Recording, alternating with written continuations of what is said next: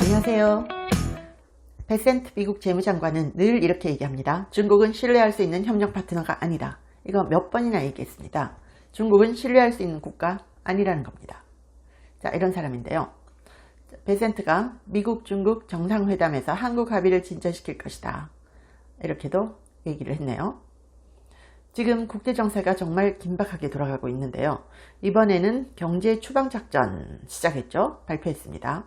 재무부 장관 스콧 베센트가 경제 추방작전입니다. Operation Economic Outcast 발표했는데 이게 얼마나 중요한지 제가 자세히 설명을 해드릴게요.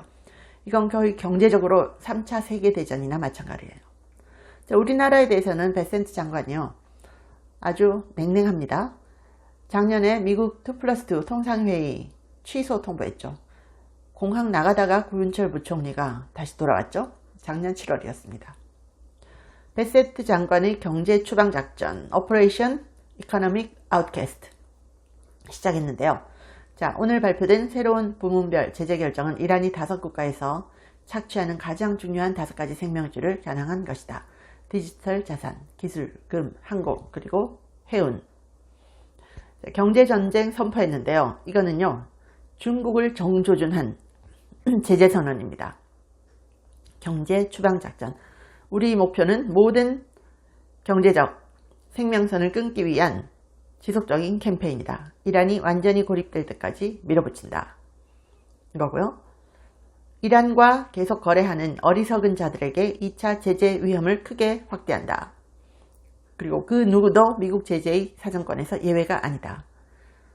이것은 이란의 마지막 선택지를 무너뜨리기 위한 지속적인 캠페인입니다. 미국의 입장에서 모호함이 없도록 하겠습니다. 이 살인 정권과의 어떤 형태의 경제적 교류도 가만두지 않겠다.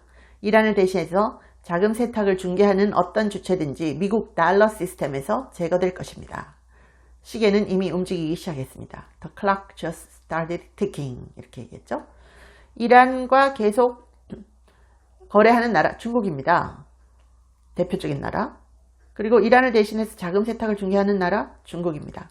미국 달러 시스템에서 제거시킨다는 거죠. 스위프트 시스템에서 제거한다는 겁니다. 이거는 엄청난 겁니다. 중국을 직접 언급하진 않았지만 모든 내용의 타겟은 결국 중국입니다. 이란의 베스트 프렌드 중국. 이란과 거래하는 어떤 나라도 어떤 은행도 예외가 없다. 인 거죠. 베센트는 60개 넘는 기업, 개인, 선박을 제재 리스트에 올렸습니다. 달러 시스템에서 제거하겠다는 최후 통첩을 날렸습니다. 중국은행을 당장 때리진 않았는데요. 유예 기간을 주겠다. 조용한 외교로 해결하자. 여지를 남기는 거죠. 자, 이건요. 총이 아니라 달러와 2차 제재입니다. 트럼프 대통령이 이거 올렸어요. 이란은 돈이 하나도 없다. 100만 이란 리알화가 1달러예요. 1달러. 휴지 조각 됐죠. 휴지 조각. 스콧 베센트. 시간이 얼마 남지 않았습니다. 이란의 불법 금융 네트워크를 지원하는 모든 기업은 미국 은행 시스템에서 즉시 퇴출한다. 이거죠. 이 경제적 D-Day 선언이라고 할 수 있어요. 그리고 거의 이거는 전쟁입니다. 총칼로 하는 것만이 전쟁이 아니에요. 이거 3차 세계대전입니다. 경제전쟁입니다. 이 심각성을 총칼 든 전쟁이 아니라고, 포탄 쏘는 전쟁이 아니라고 강구하면 큰일 납니다. 한국에도 날카로운 경고를 던지는 겁니다. 제2차 세계대전 당시 D-Day를 얘기를 하면서요. 자, D-Day는 연합군과 함께 적의 진지를, 심지어 제3국에 위치한 진지까지도 공격하고 적을 그곳에서 몰아내기 위한 역사적인 군사작전의 시작을 알렸습니다. 2차 세계대전 당시 D-Day를 오늘 한다는 겁니다. 오늘. 전 세계에 걸쳐서 이란의 금융 연결망을 겨냥한 경제적인 총공세에 나선다. 라는 거죠. Operation Economic Outcast. 경제적 추방작전.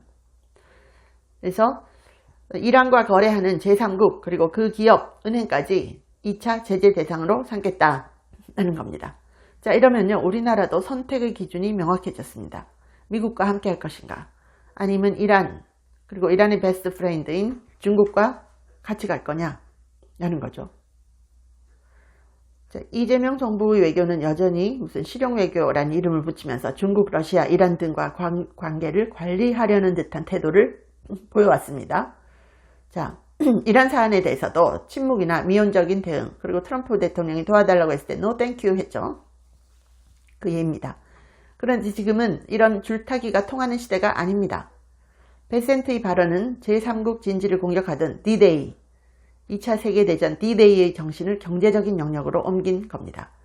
이란의 생명줄을 유지하는 데 조금이라도 연루가 되면 그 나라도 함께 고립의 대상으로 삼겠다는 겁니다. 달러 시스템에서 완전히 추방시켜버리겠다는 거예요. 한국 진짜 위험합니다. 한국처럼 미국 금융 시스템과 달러, 한미동맹에 깊이 의존하는 국가에게는 특히 치명적입니다. 그래서 이재명 정부가 지금처럼 면도날 위를 걷는 듯한 외교를 이어간다면 경제적, 안보적 리스크는 급격히 커집니다. 루비오 장관과 베센트는 far left extremism, 극좌, 극단주의에 대해서 계속 경고를 날려왔죠. 트럼프 행정부는 이미 위협은 관리하지 않고 끝낸다고 선언을 했습니다. 자, 이제 한국이 어느 편에 설지 분명하게 보여주지 않으면 고립의 결과를 감수해야 될 수도 있습니다. 동맹은 말로만 하는 게 아니죠. 이제 선택의 순간입니다. 선택의 순간. 자, 베센트 장관이 TV에 나와가지고요. 자, 트럼프 대통령 밑에서 일하는 건 어떤가 이렇게 질문 받았거든요. 그랬더니 베센트가 이렇게 답하더라고요. 그는 완전히 24/7이다. 하루 21시간 주 7일 일한다. 그는 반인간 반기계인 사이보그다. 그는 아이디어가 기발하다. 그래서 이렇게 얘기하더라고요. 대통령 외에는 항상 돌아가고 있다. 그의 멀티태스킹 하는 수준은 거의 미쳤다. 그는 진정한 경영인이다. 항상 생각을 하고 있다. 트럼프 행정부 내에서 머리가 비상하기로 유명한 스캇 베센트도 트럼프의 비상함에 감탄해서 이렇게 방송에서 얘기합니다. 이런 트럼프를 한국 언론과 지식인들은 트럼프 무식하다고 비웃고 있어요. 그래서 우리는 협상에서 항상 어떻게 됐죠? 바로 밀렸죠. 자, 이재명 정권에서 베센트한테 통화 수합 해달라고 했더니 베센트가 딱 이렇게 얘기했죠. 케빈 워시가 곧 연준 의장 취임한다. 쿠팡 너네 압박했지? 너네 안 해줘? 이 소리죠. 진짜 무서운 얘기입니다. 경제적 D-Day, 역사상 최대 금융 공세입니다. 그래서 이게 단순히 그냥 경제적으로 한다 이게 아니고요. 사실상의 경제적 3차 대전 선포입니다. 사실상의 경제적인 3차 대전 선포. 지금 총만 안 들었지 전 세계 전쟁 난 거다. 이렇게 봐야 됩니다. 현실 감각 없는 사람들은 미사일 날아다녀야 전쟁인 줄 아는데요. 어떤 군사작전보다 살벌하고 파괴적인 금융폭격을 이번에 날린 겁니다. 미국이 이번에 칼 빼던 거는요. 단순한 이란 쥐어짜기가 아니에요. 전 세계에 기생하면서 판 흔들던 글로벌리스트들 그리고 중국을 정조준한 선전포고입니다. 참교육시키겠다는 겁니다. 참교육시킨다. 이란과 중국 참교육시킨다 라는 겁니다. 거의 트럼프 행정부가 오한말을 날린 겁니다. 감사합니다. 제 채널에 광고를 하고 싶다고 컨택 온 회사들이 한 150개가 넘었습니다. 미국 회사들도 많았는데요. 제가 전혀 광고를 하지 않았습니다. 근데 제가 유일하게 여러분께 광고하고 알려드리고 싶은 제품이 원더프테로신인데 제가 1년째 매일 먹고 있습니다. 제가 관절이 안 좋아서 5,000보만 걸어도 무릎이 아팠거든요. 그런데 이걸 꾸준히 먹고 2만 보를 걸어도 전혀 무릎이 아프지 않아요. 너무 신기해서 전 세계에 알리고 싶어서 광고를 합니다. 관절 향상에도 좋고 노화로 인한 인지력 저하를 개선하는데요.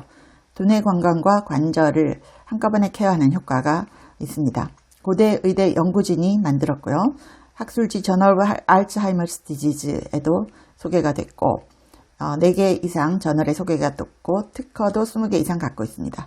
한국 제품을 전 세계에 알리고 싶어서 제가 이 채널에 유일하게 하나만 광고를 합니다. 감사합니다.